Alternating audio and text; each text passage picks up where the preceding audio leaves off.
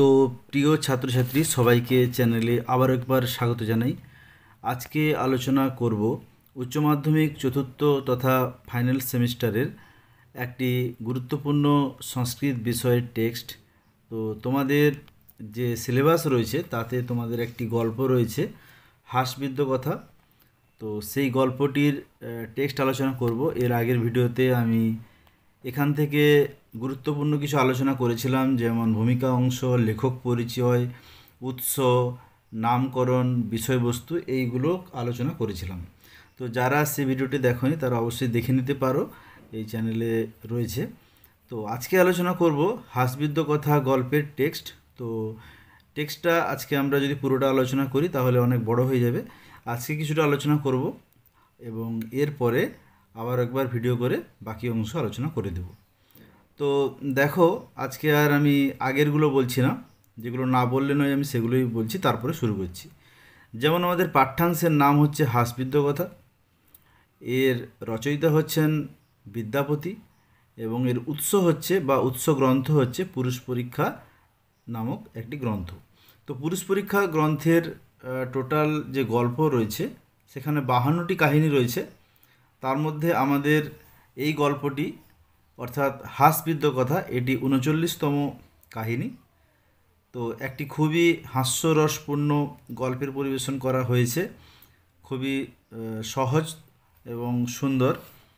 তো টেক্সটটা এখন আমরা আলোচনা করব। তো দেখো, প্রথমেই তোমাদের রয়েছে টেক্সট 1, যেটা বভুব কাঞ্চি নাম রাজধানী। তো কাঞ্চি নামে এক রাজধানী ছিল। তো রাজধানীর নাম হচ্ছে কাঞ্চি। কাঞ্চি নামক একটা রাজধানী ছিল। তস্যাং সুপ্রতাপ নাম রাজা, সেখানে সুপ্রতাপ নামে কোনো এক রাজা বাস করতেন। তত্রৈকদা কস্যাপি ধনিকস্য ধনং চৌরয়ন্তশ্চত্বারশ্চৌরা। এই যে শব্দটা চৌরয়ন্তশ্চত্বারশ্চৌরা, এই শব্দটা কিন্তু সন্ধি বিচ্ছেদও তোমাদের পড়তে পারে, ভেঙে ভেঙে পড়বে। সন্ধিদারী প্রশস্ত পুরুষই, এখানেও সন্ধি রয়েছে, প্রশস্ত পুরুষই প্রাপ্তাহা শৃঙ্খলেন বদ্ধা রাজ্ঞে নিবেদিতশ্চ। তাহলে কি হলো, আবার প্রথম থেকে বলছি। বভুব কাঞ্চি নাম রাজধানী, কাঞ্চি নামে কোনো এক রাজধানী ছিল। তস্যাং সুপ্রতাপ নাম রাজা, সেখানে সুপ্রতাপ নামে কোনো এক রাজা বাস করতেন। তত্রৈকদা কস্যাপি ধনিকস্য, সেখানে কোনো এক ধনী ব্যক্তির ধনং চোরয়ন্ত, ধনসম্পদ চুরি করতে যাওয়া, চত্বারশ্চৌরা, 4জন চোর, সন্ধিধারী অর্থাৎ সিদের মুখে বা দরজার সম্মুখে, প্রশস্ত পুরুষই অর্থাৎ রক্ষীদের দ্বারা, প্রাপ্তা ধরা পড়ল, শৃঙ্খলেন বদ্ধা রাজ্ঞে নিবেদিতাশ্চ, এবং তাদেরকে শৃঙ্খলে বেঁধে রাজার কাছে নিবেদন করা হলো। রাজা চ ঘাতক পুরুষান আদিদেশ, অর্থাৎ রাজা ঘাতক পুরুষদের আদেশ করলেন। রে ঘাতক পুরুষাহা, ওহে ঘাতক পুরুষগণ, চতুরেপি চৌরান এতান নগরাত বহি নিত্বা সুলম আরোপ্য মারয়ত। তো এই জায়গাটা সন্ধি ভেঙে বললাম, তোমরা সন্ধি ভেঙেই পড়বে। চতুরপি চৌরান, এই 4জন চোর, এই 4জন চোরকে নগরাত বহি মানে নগরের বাইরে নিয়ে গিয়ে, বহিনিত্বা মানে বাইরে নিয়ে গিয়ে, সুলম আরোপ্য মারয়ত, শুলে চড়িয়ে হত্যা করো। তো আগেকার দিনের নিয়ম ছিল, কোনো চোর বা কেউ দোষ করলে তাদেরকে এইভাবে শাস্তি দেওয়া হতো।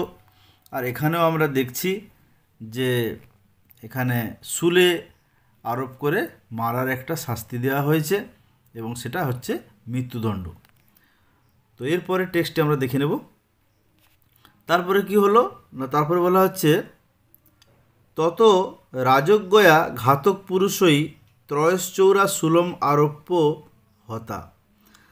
তারপরে রাজার আদেশ মতো ঘাতক পুরুষেরা শুলে আরোপ করে ত্রয়শ্চৌরা 3জন চোরকে শুলে আরোপ করে হতা মানে হত্যা করল।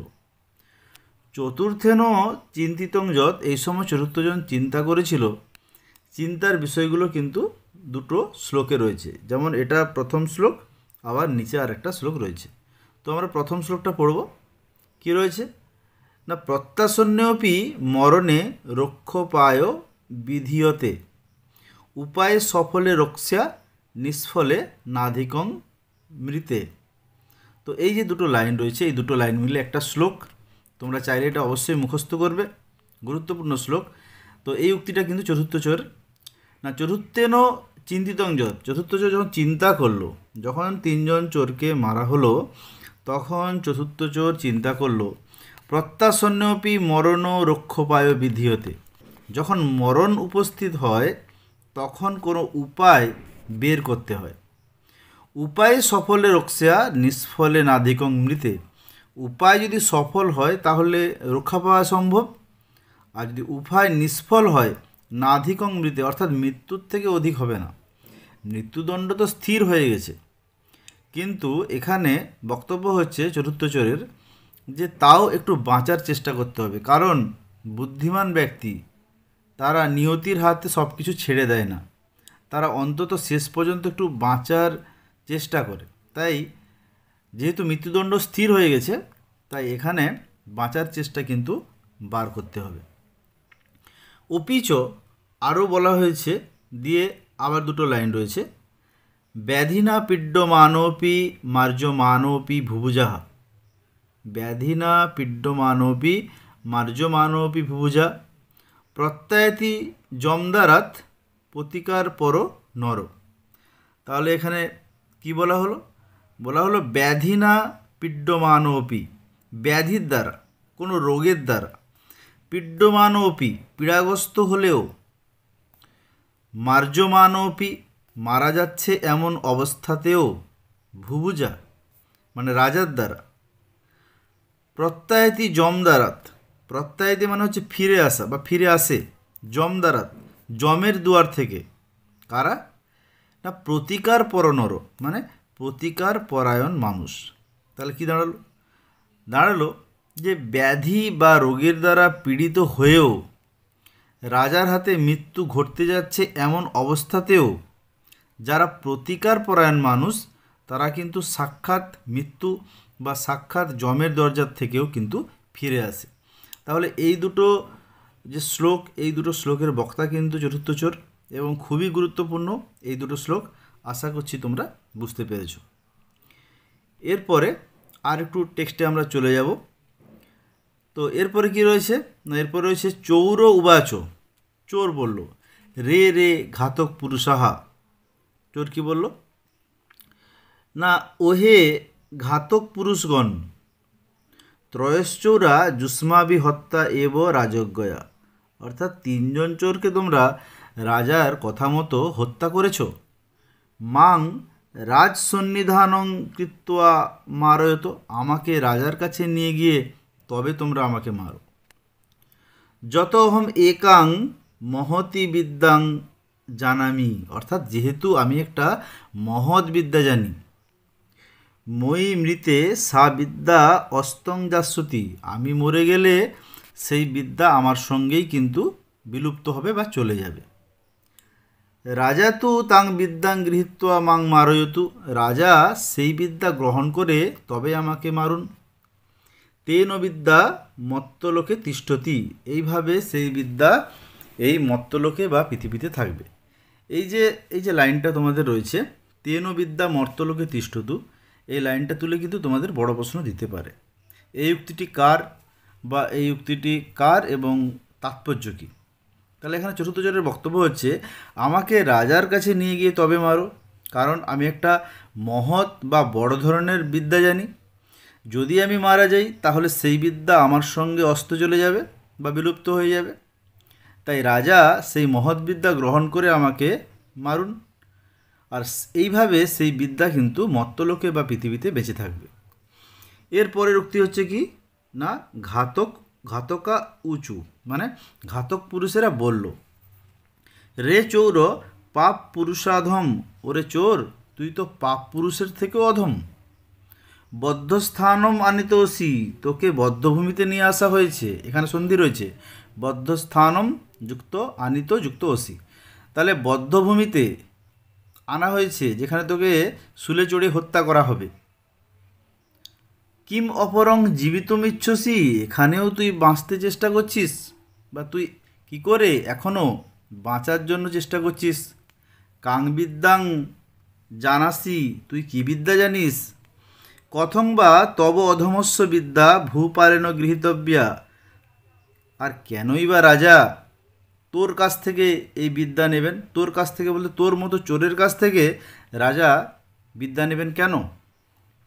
চৌর উবাচ, চোর বলল, রে ঘাতকা, ওহে ঘাতক পুরুষগণ, কিং ব্রুথ, কি বলছো তোমরা। রাজকার্য বাধং করতুম ইচ্ছতো, তোমরা কি রাজকার্যের বাধা সৃষ্টি করছো। যদি রাজ্ঞা জ্ঞাতব্যা বিদ্যা, যদি রাজা এই বিদ্যার কথা জানতে পারেন, তথা অবশ্যং গ্রহীতব্যা মহতি বিদ্যা, তাহলে অবশ্যই এই বিদ্যা গ্রহণ করবেন। কিঞ্চ বিদ্যাবার্তা কথকব্য যুষ্মভ্যাং প্রসাদ কর্তব্য, বিদ্যাবার্তা সম্পর্কে রাজা মহাশয়ের কাছে বলা তোমাদের কর্তব্যের মধ্যে পড়ে। তো এতটা টেক্সট আলোচনা করলাম, এরপরে কিন্তু বাকিটা আলোচনা করে দেবো। আশা করছি তোমাদের ভালো লেগেছে। এতটুকু তোমরা পড়বে, কেমন লাগলো তোমরা অবশ্যই কিন্তু কমেন্ট বক্সে জানাবে। আর এরপরে বাকি যে অংশটা আছে সেটা কিন্তু আমি পড়িয়ে দেবো। তো আজ এই পর্যন্ত।